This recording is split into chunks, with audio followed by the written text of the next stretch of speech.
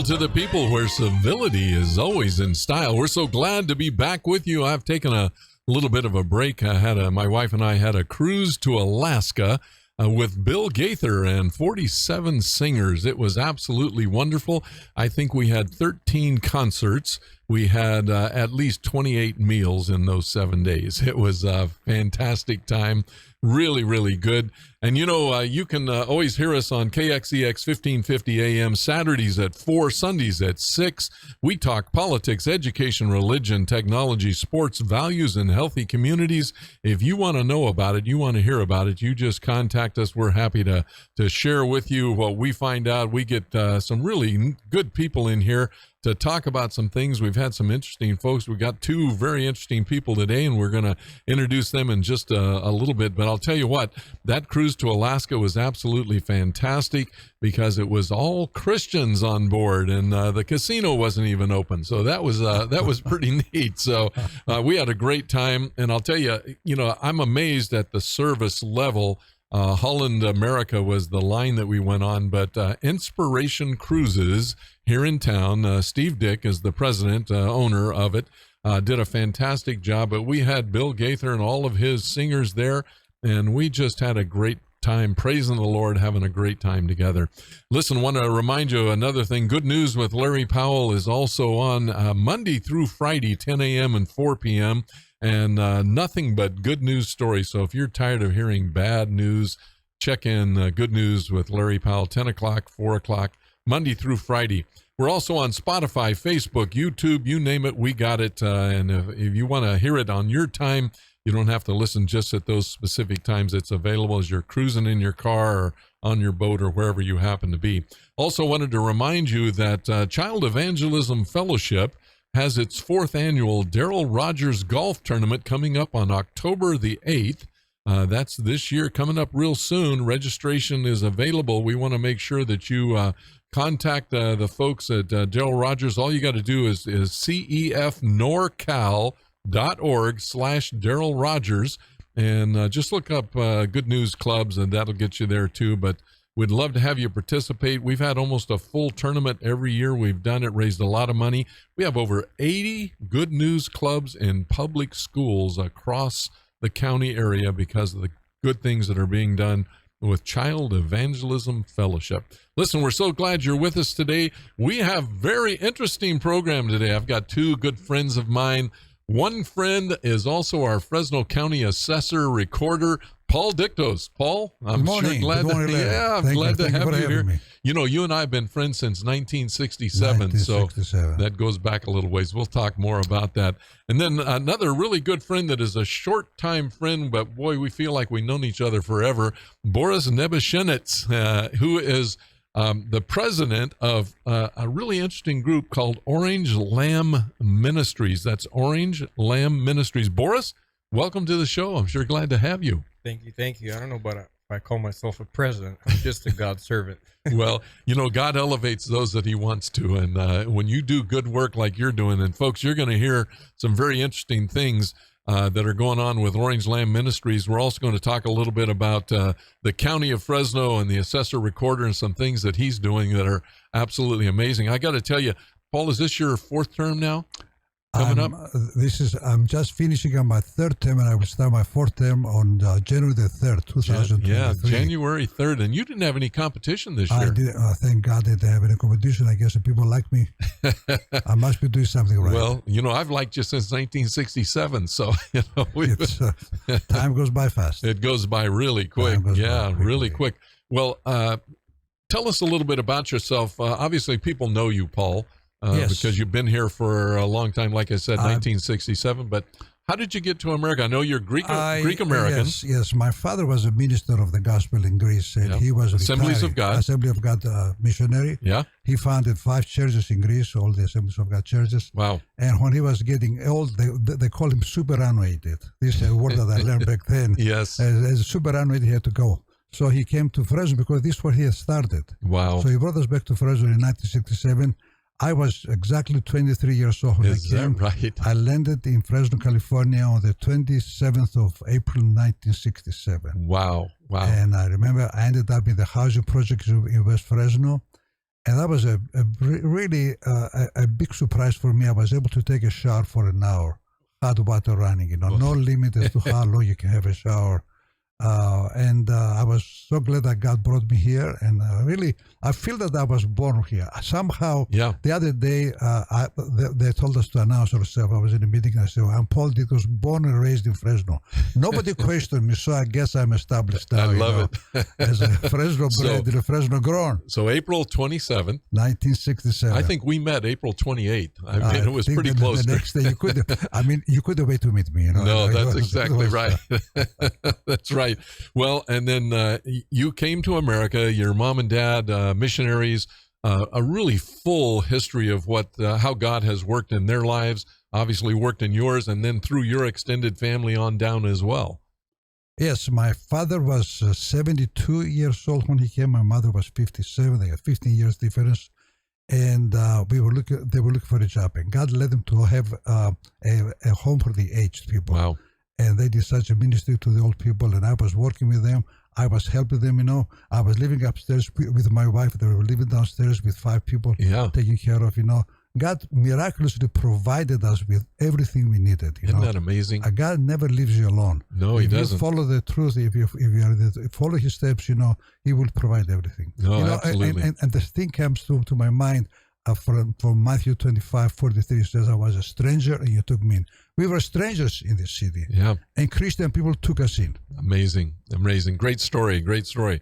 Boris, tell us a little bit about you. How did you get to America? When did you get here? And folks, let me tell you, Boris is Russian and doing some amazing work with the Ukrainian refugees. And we're going to flesh that out a little more and talk more about that because that's an amazing story too. But tell us a little bit about yourself. How'd you end up here? What are you doing now in addition to the refugee work and stuff like that? Well, we came here in 1994 as religious refugees, religious persecution. Yeah. We came with a family of 9 children. Wow. So you got 8 siblings. I got 8 siblings. Most of them live here in Fresno. Some of them have moved. But we came as a poor family from Siberia, city of Krasnoyarsk. And is Siberia as rough as we hear about it? I don't think it's as rough as it is now, but the town of Krasnoyarsk, where I was born, was just prisons. Nothing but prison camps. Is that right? That's where both of my grandparents got shipped to from Europe as prisoners. And they were pretty much wealthy people that got everything taken away and shipped to Siberia. Oh, man. And that's where I grew up as a kid. And then 1994, we came here through a sponsorship program. Yeah. One of my uncles was the first one to come here in 92, and before that, his relatives came. So it was a sponsorship program that's fantastic. Got us in here, and they took us in into we came to Washington, Vancouver, and we lived there for about 2 years. And my father really didn't like the cold there and the rain. Siberia to Washington. Yeah. So we had an old friend here that moved here back in '88. Igor Miller was his name. He was a pastor here. And he invited my dad to come visit, and they came, and they're like, wow, there's oranges here. There's grapes here. There's so much the stuff that grows here. agricultural county of the world. And my dad says, can we move here? He says, of course. So we ended up, we had a Ford Aerostar back then, and we piled up our family and my grandparents into a 7-passenger van, and we moved on over here. And we came here with $8,000. We sold the house that we had in Krasnoyarsk. Yeah.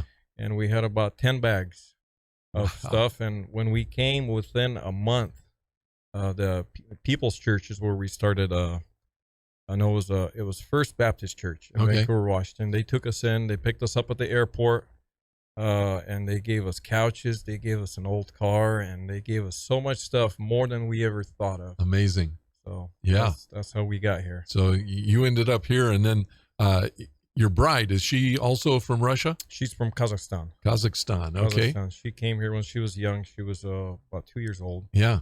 When she got here to. So was she in Fresno when you met her? Yeah. Okay. Yeah. We met at church. Okay. We met at church. Listen, a lot of people meet at church. Yeah, that's good stuff. Well, one of the things, folks, we want to talk about is a little bit of geography of Russia. and some of the things that are going on there, because I don't think people understand the uniqueness of each individual country in what used to be the Soviet Union. But each has their own culture, each has their own, backgrounds and things. And when you think about Ukraine is really close to Poland. It's right next door to Poland. And so it has a lot of European connection in the country. And then Russia and Ukraine right now are obviously in this huge battle that is going on. And you, as a Russian working to help Ukrainians, really talks to us about what God does. And we want to talk more about that when we come back. Folks, I can't believe how fast our first segment has gone. We've gone by 12 minutes in no time at all. You're going to hear a lot more from Paul Dictos and Boris Nebyshinets. We've got some really good stuff for you today. Stay with us. We'll be right back. You're listening to Powell to the People. Write it down.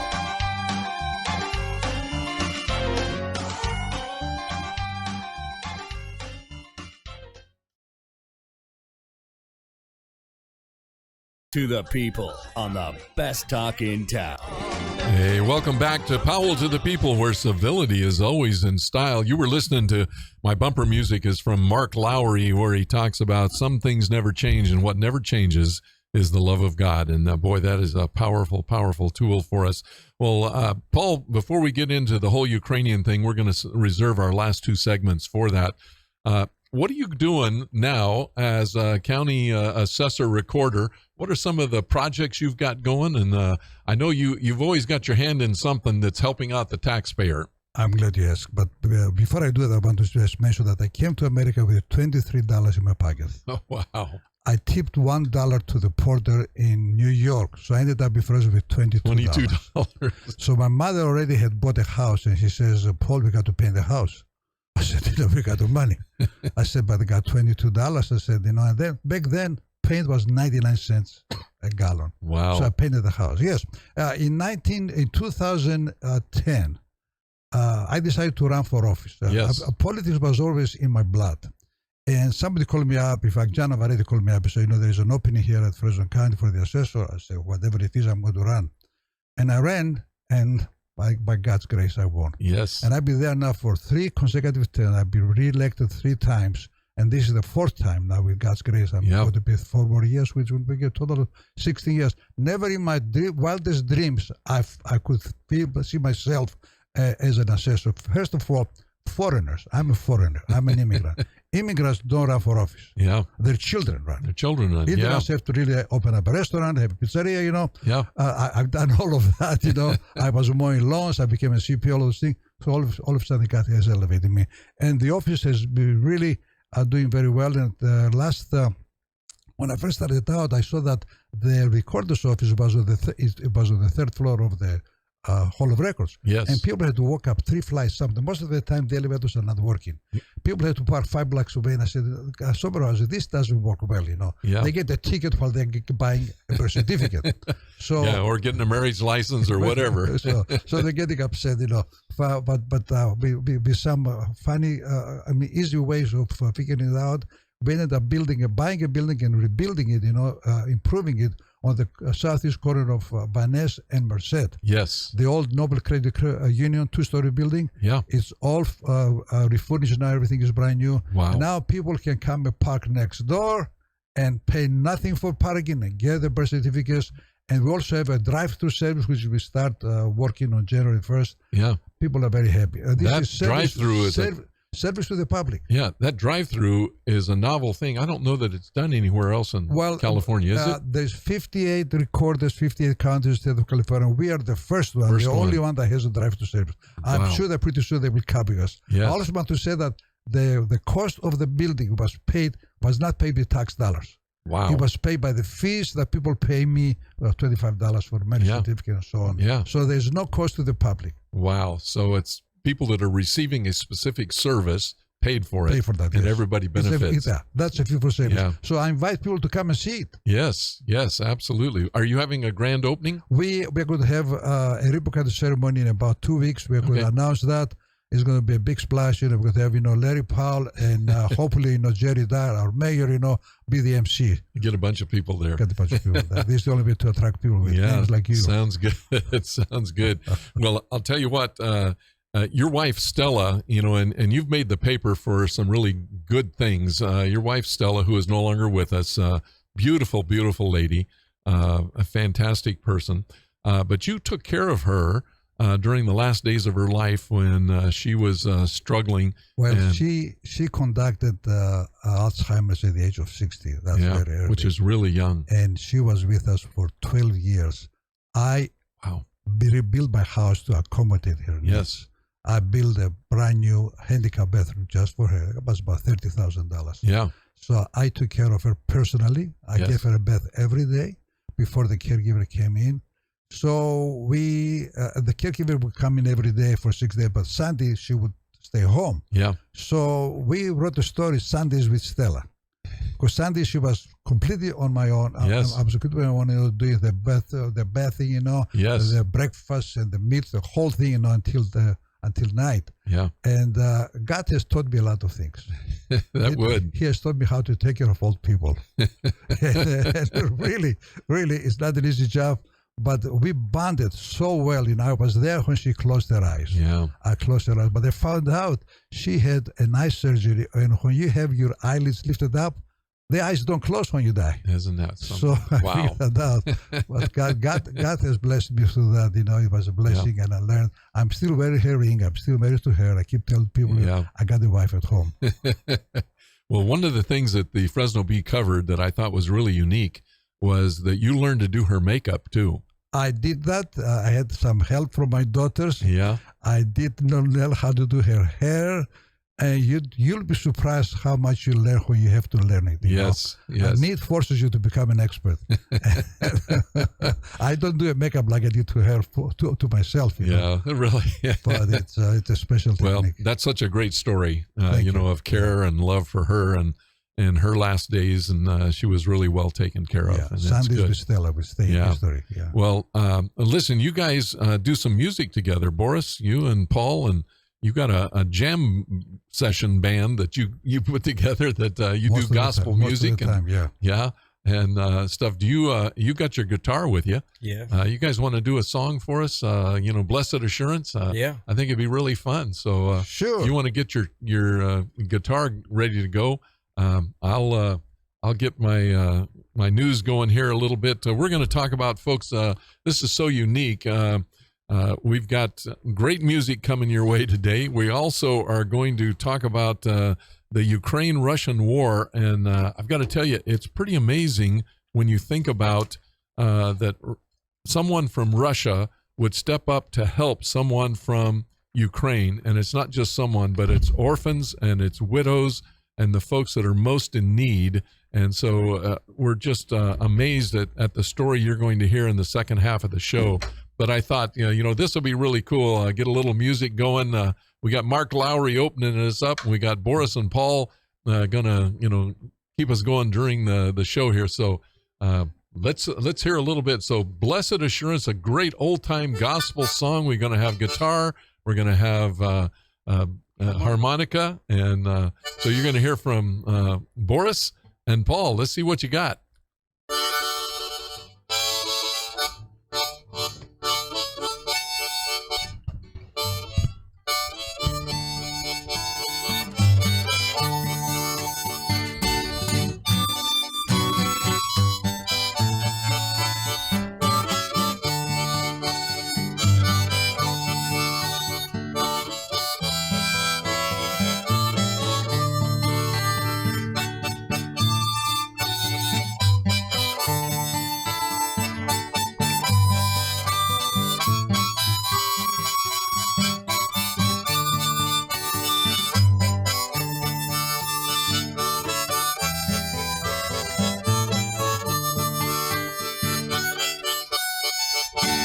Jesus is mine, oh what a fortune of glory divine, heir of salvation, purchased of God, born in His Spirit, Lost in His love, This is my story, this is my song, praising my Savior all the day long.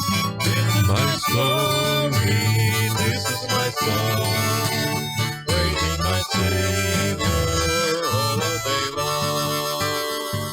Wow, wow, I love it. Blessed assurance, this is my story, serving my Savior all the day long. What a great message for us. And you know, when you think about blessed assurance, a lot of folks coming from Ukraine right now didn't have a sense of blessed assurance unless they knew the Lord. And they're coming to a strange country. They're coming, many of them, and Boris, one of the things we're going to talk about is many of the folks you serve are widows and orphans. And with the things that you're doing with, Orange Lamb Ministries, but a lot of them have lost their husbands in the war. And they're suffering from a lot of things.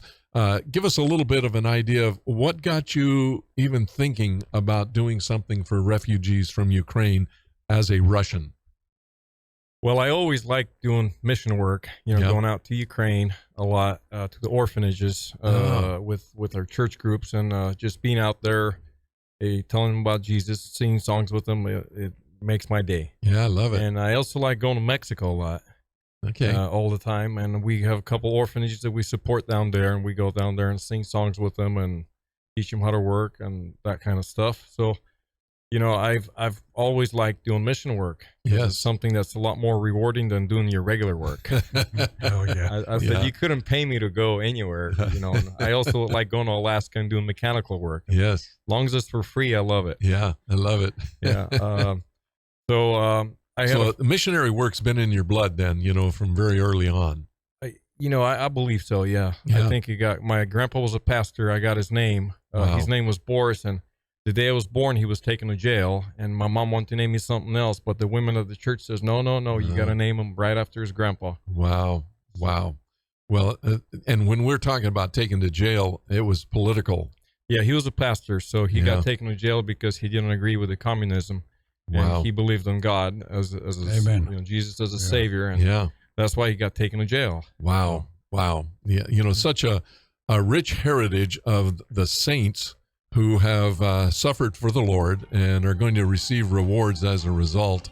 I can't believe we're done with our second segment already, but we've got two segments left we're going to handle, and I want to talk a lot about what's going on in Ukraine and Russia, just to get some insights from you, having lived in the area, knowing what's going on. And then we want to talk about your ministry and what you're doing and how folks here can help. So, folks, you're listening to Powell to the People, where civility is always in style. We'll be right back.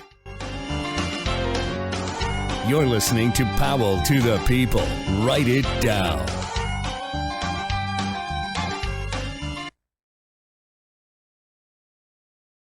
Look at the market, 441 points up. The People on the best talk in town.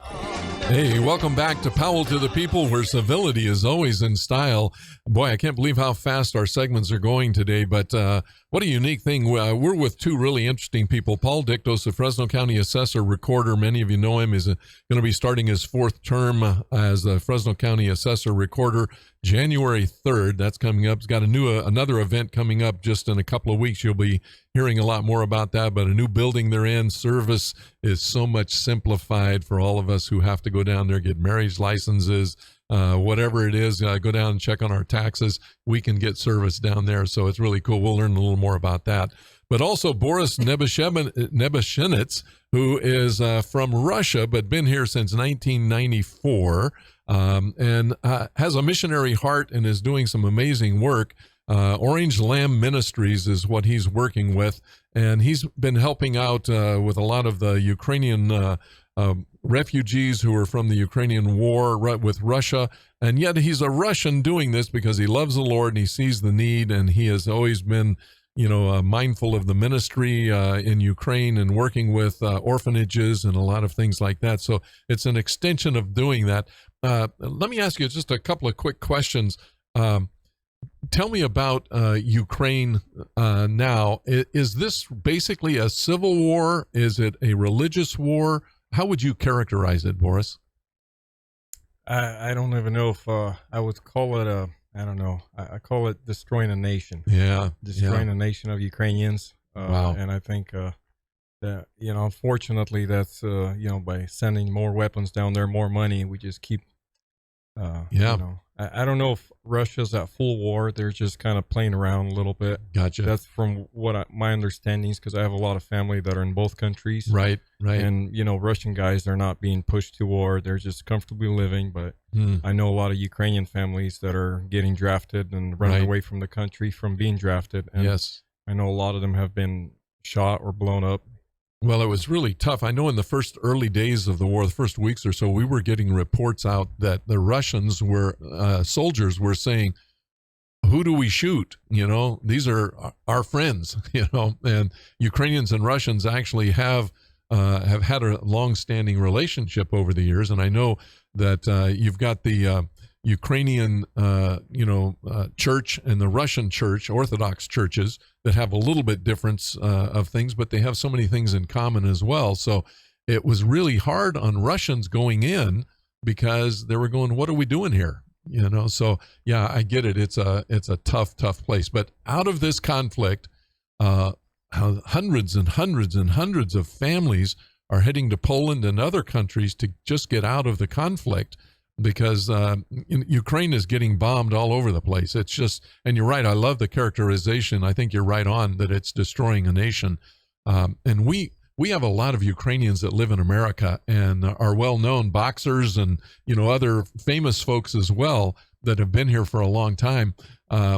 So there's an affinity between America and Ukraine. There's a lot of things we know about Ukraine and have had a relationship with, but you've got families coming. So how do they end up in Fresno, some of these refugees and things? And how does Orange Lamb Ministries minister to them? Well, the first batch of Ukrainians that came into Fresno mostly came through Mexico. Ah, okay. And, I was called by a friend of mine. He was a missionary in Ukraine that we worked together with. He lives in Ohio, Forest Verdon. He called me and invited me to go to Poland with him to help the Ukrainian refugees. So this was real early on. This was right when the war started. Wow. And he called me and I said, okay, I'm going to go. I asked my wife. She said, go ahead. Yeah. If you feel like the Lord's calling you, you're okay to go. So I started putting a team together. And about a week after he went before me, he called me and said, hey, Boris, there's a lot of volunteers here. There's a lot of supplies here, a lot of volunteers. And the same day I had a phone call from San Diego from a pastor, Yuri. And he said, hey, we got Ukrainian refugees in Mexico, and there's a lot of them, and we need help. Wow. So I was like, well, I guess I don't have to fly to Poland. I can just drive to Mexico, which is going to be cheaper. And you can minister easier. here. Yeah. So that's what we did. And then I thought, what better way would be to show, when you have a Russian hugging a Ukrainian and tell them, hey, it's going to be okay. We love you, and God loves you too. And wow, Jesus died for your sins. So I thought, man, this would be the best way to evangelize to the Ukrainians that are running away from Russians invading their country, and you get a Russian on the other side hugging them. Yeah, amazing. Amazing. So we got a team together, and we went down there and helped out for about a month. Okay. So this is in San Diego. This is in Tijuana. And San Diego. Okay. Yeah. And we got a good amount, but the government says there's 20,000. I believe there's closer to 50,000 people that went through the border. Wow. Within a month and a half. And that was Ukrainians? That was Ukrainians. Wow. Yeah. Ukrainian families that were coming through the south. And so that's the first batch of people that came in, and now they closed that border up and said, well, they're coming in too fast. We don't have enough time to vet them. Right. And it's dangerous for our country. Sure.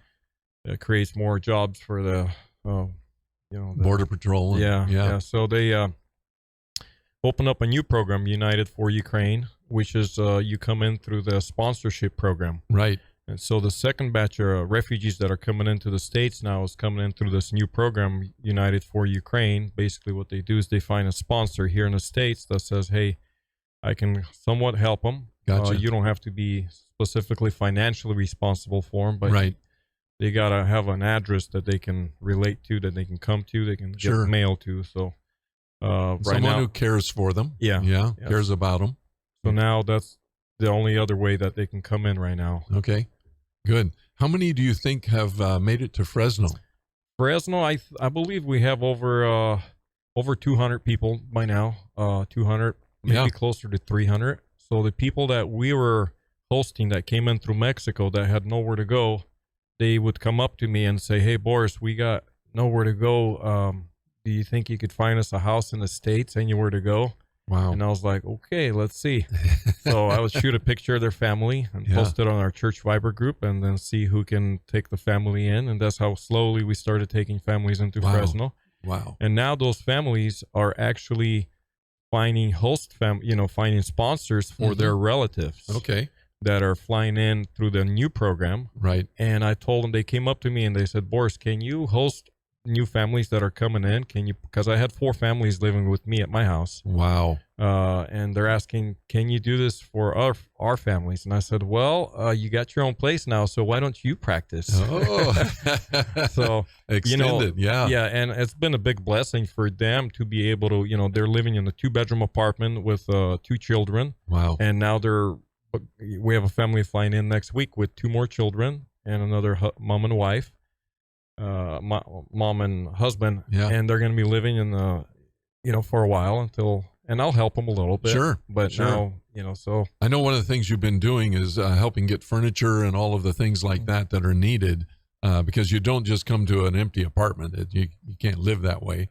So I know you've got a big truck that you drive around all over the place and pick up stuff. So tell us a little bit about your need there and how we can help. Yeah, there's a lot of needs, with furniture, with economy cars, with helping them find jobs, and they don't have work authorization. So that takes 6 to 8 months to get their work authorization, but they have to work somehow. Yeah.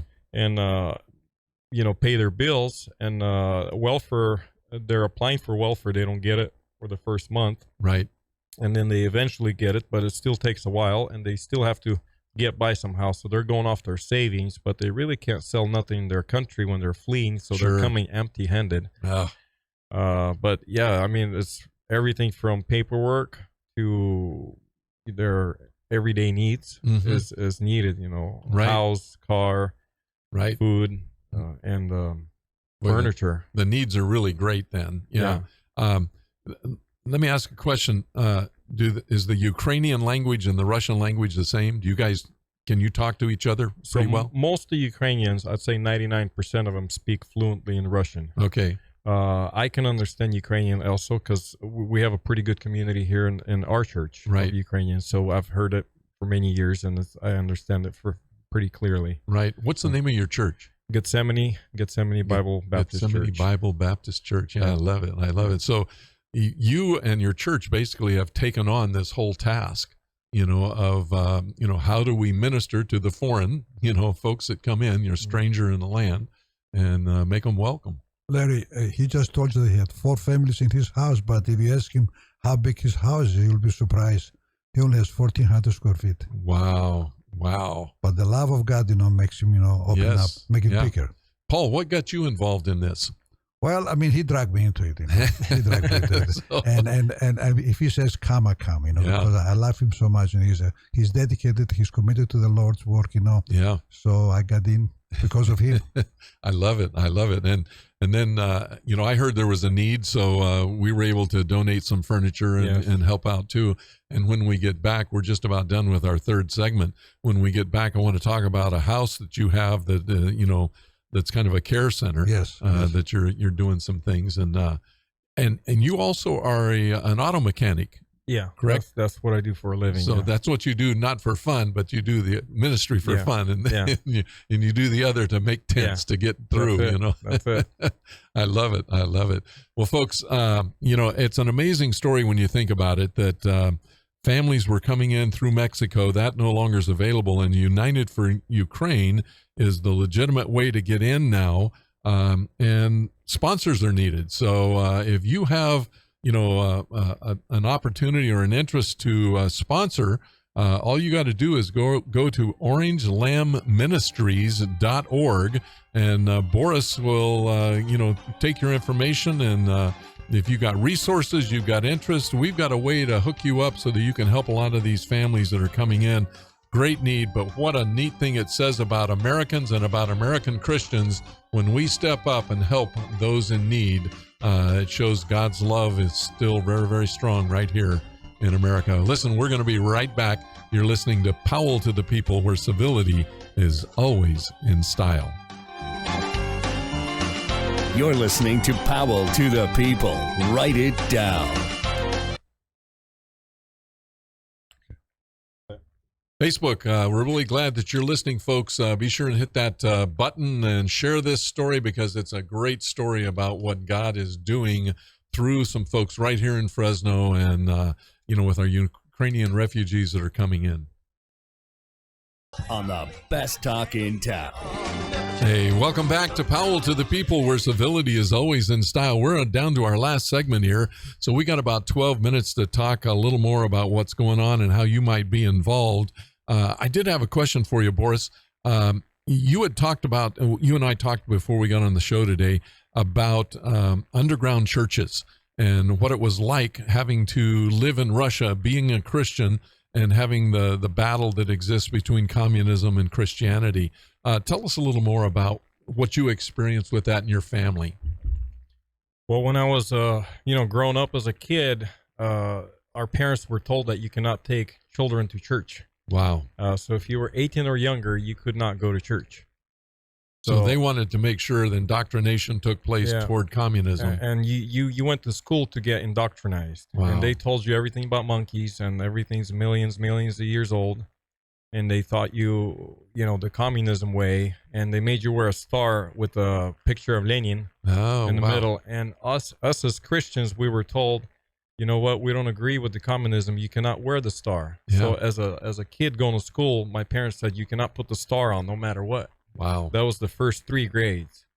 And so at school, all the boys say, hey, where's your star? I said, well, I don't wear it. Why don't you wear it? So, there it goes. So a lot of them, you get exposed to standing up for what you believe at a young age. Wow. Yeah. And, that's got to be tough on a kid, because I know adults that can't stand up, let alone a young person, 3rd, 4th, 5th grade, something like that, and trying to tell your peers that you believe in the Lord and not in communism. That's pretty remarkable.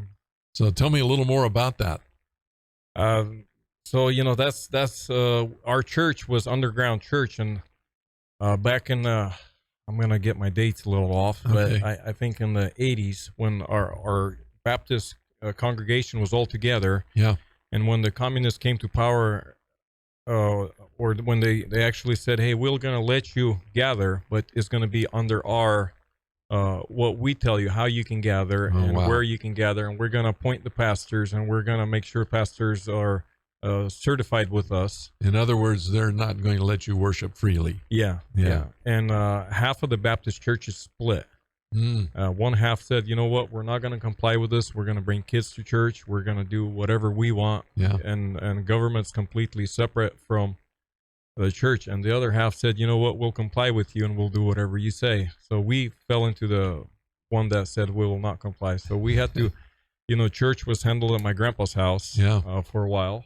And he had a pretty decent backyard. We put a tent up, and that's where we'd gather for worship. Wow. And then as government would come in, they would cite everybody, give citations, and they would take away the leaders, put them in jail, and that kept happening. So everybody in the underground churches, every man had to learn how to preach, because you didn't know when the pastor was going to get taken away, and you might have nobody preaching. So that is a remarkable story. We used to have a motto at a church, Paul, every member a minister. You guys were living that out. Practicing that. That's pretty remarkable. What it means is you got to know the Bible, you got to know the Word. You gotta be able to share what God's telling you with a lot of folks. That's just a remarkable story, Boris. I'm sitting here shocked. We should also tell you that the pastor is not paid. Yes. Oh, man. Pastors are pastoring free. Free. Yeah. I like that. I love it. Yeah, as an assessor, I'm sure you will. Yeah, our pastor here is actually still working. Well, he just retired a month ago, but he was a finishing carpenter, making cabinets. Gotcha. And we try to get him on the payroll many times. Yeah. And him having that underground church, like, no, I have to work. I have to be a good example for my sheep. Wow. And he had 7 children, and he worked full time, 8 hours a day. working, and we would sneak in money and put it in his mailbox, and he would call us and say, "Who did this? Get it out of here! I don't need no money." So he was a vocational pastor, which is really hard. It's not the people are paying him; the Lord's paying him through his hard work and got him, giving a great example. I think that's remarkable. That's absolutely remarkable. Okay, so you've got a new house that you've been given. I know you're raising money as well. Trying to help the folks as they come. It's not cheap, when a refugee family comes, because many of them do come with whatever they're wearing and maybe a sack or a satchel of some kind, suitcase, and that's about it. What is your greatest need right now for folks that are coming? Well, the greatest need is really the housing. Our housing market has been a little bit outrageous, I'd say. A decent apartment is about $2,000 plus. Yeah, it's crazy. You can find something for about $1,400, and which is not bad on Gettysburg, and we're okay with that area. But I had a few people try to offer me apartments down on Belmont and Fresno, and I was like, we can't move these blonde hair girls with blue eyes, pretty kids into the south area of and Fresno. They don't know the language. They don't know. Yeah, I said they're going to get taken advantage of, and they won't. They can't walk outside. They always have to stay indoors because of the danger zones. But we had some pretty generous donors that helped us out. One of them was Darius at Granville Homes. He's given us a house to rent out on Shepherd and Cedar, which is a good area at a discounted price, and he's been also helping us financially.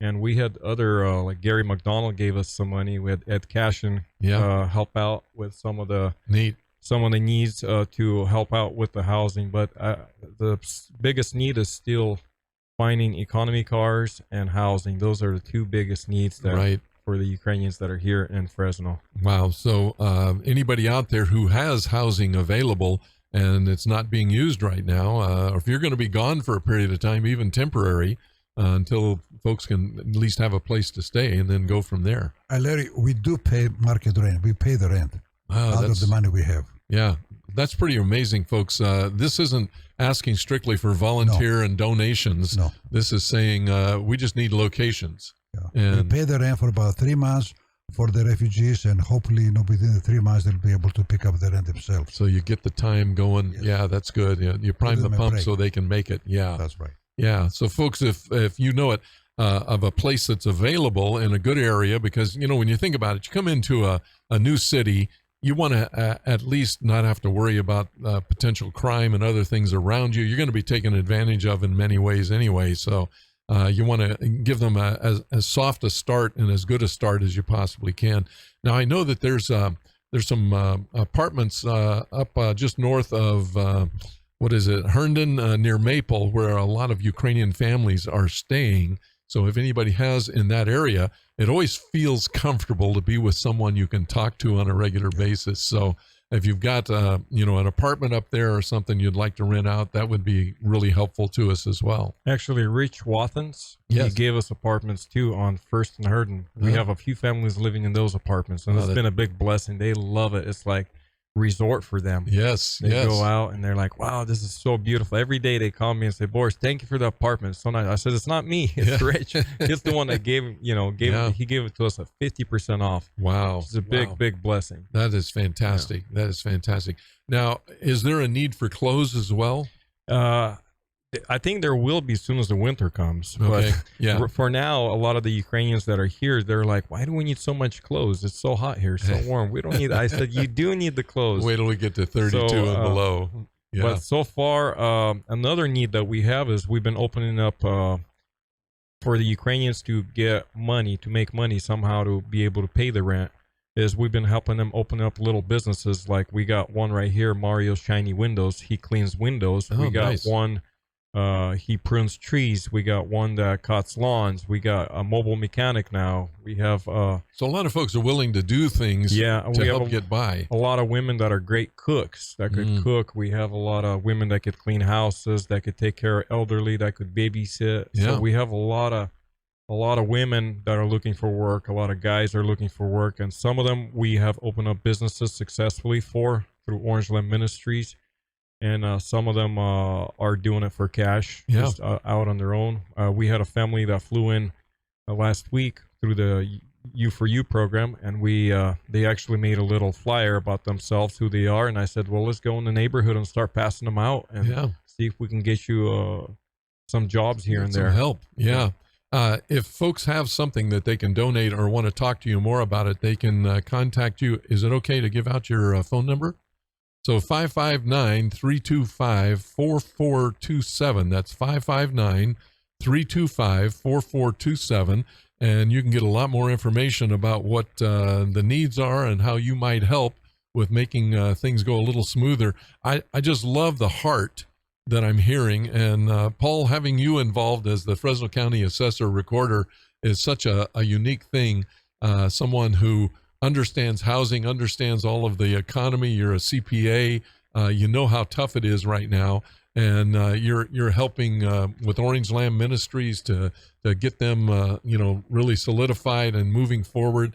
The church, Boris, is pretty remarkable that they're stepping up. I just love the fact that a Russian group is helping Ukrainians in this that's where the battle is right now. And what an amazing thing. Only God can do that. Yeah, absolutely. Absolutely.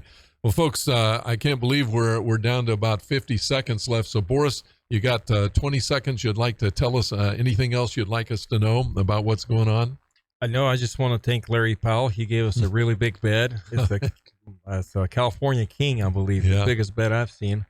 And, it's been a big blessing knowing you, and thank you for inviting us here. It's been a big blessing to just be here and be able to share. Well, we're so glad. Our needs. Well, I'll tell you what, we've got to do something to help these folks out, and you've set a great example. Paul, Assessor Recorder, any last word? We love you. I love it. Listen, folks, there's a lot to be done and a lot of things that can be done if you'll step up. OrangeLambMinistries.org or call 559-325-4427. You've been listening to Powell to the People, where civility is always in style. Thank you, Boris, and thank you, Paul. See you next week.